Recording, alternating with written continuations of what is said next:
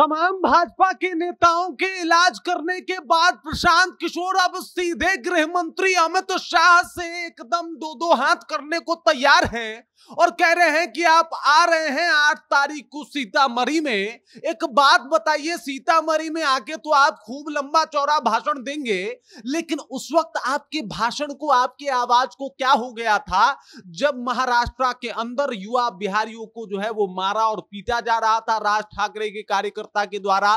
तब आप उसके ऊपर कुछ भी क्यों नहीं बोल पाए? पूरी कहानी आपको बताऊंगा कि किस तरीके से प्रशांत किशोर अब भाजपा के सबसे शीर्ष नेता को जो है एकदम से धर दबोचा है और बिहार यात्रा से पहले ही वो उनके बिहार यात्रा को फेल करने में लग गए हैं। पूरी कहानी क्या है उसके ऊपर आएंगे, सब कुछ आपको विस्तार पूर्वक बताएंगे, समझाएंगे, लेकिन उससे पहले मेरा परिचय जान लीजिए। मेरा नाम है रजत और आप जनता जंक्शन देख रहे हैं। प्रशांत किशोर गरम है, भाजपा पे कुछ ज्यादा ही गरम है, क्योंकि भाजपा के ऊपर उनका कुछ ज्यादा ही प्रभाव देखने को मिल रहा है। पहले उन्होंने एकदम से टारगेट किया था जिस तरीके से दिलीप जायसवाल को, उसके बाद उन्होंने सम्राट चौधरी को आड़े हाथ ले लिया, जेडीयू के भी कुछ नेता उनके चंगुल में फंस गए और अब सीधे अमित शाह के ऊपर बरसे हैं। वो कह रहे हैं कि भाई अमित शाह अभी आके सीतामढ़ी में खूब लंबा चौड़ा भाषण देंगे।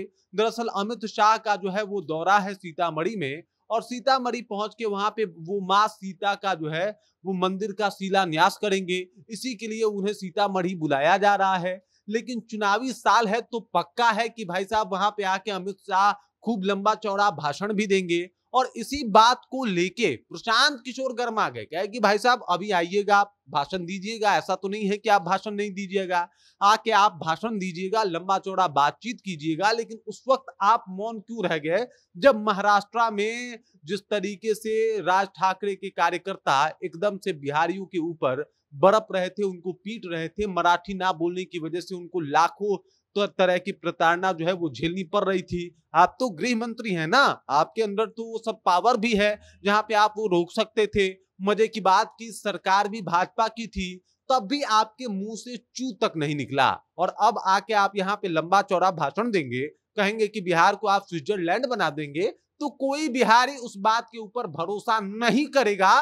क्योंकि जब बिहारियों के लिए आपको स्टैंड लेना था तब आप चुप रह गए थे, तब आपके मुंह से क ख ग तक नहीं सुनाई दिया था, तब आपने बिहारियों के लिए कोई बात नहीं कही थी। और अगर अब आके आप बिहारियों से एकदम से अपनी संवेदना जताएं और दिखाएं कि भाई साहब हमको तो भोजपुरी आती है, का हाल बा बोल के पूरा माहौल लूटने की कोशिश करें और कहें कि भाई साहब हमको तो बड़ा बढ़िया भोजपुरी आता है जी, हम बहुत बढ़िया भोजपुरी बोल लेते हैं जी, तो ये सब नहीं चलने वाला। क्योंकि अब बिहारी समझ रहे हैं कि आप सिर्फ वोट के लिए आ रहे हैं, क्योंकि अगर वोट ना हो, चुनाव ना हो, तो आप एक रात भी बिहार में गुजारना पसंद नहीं करेंगे।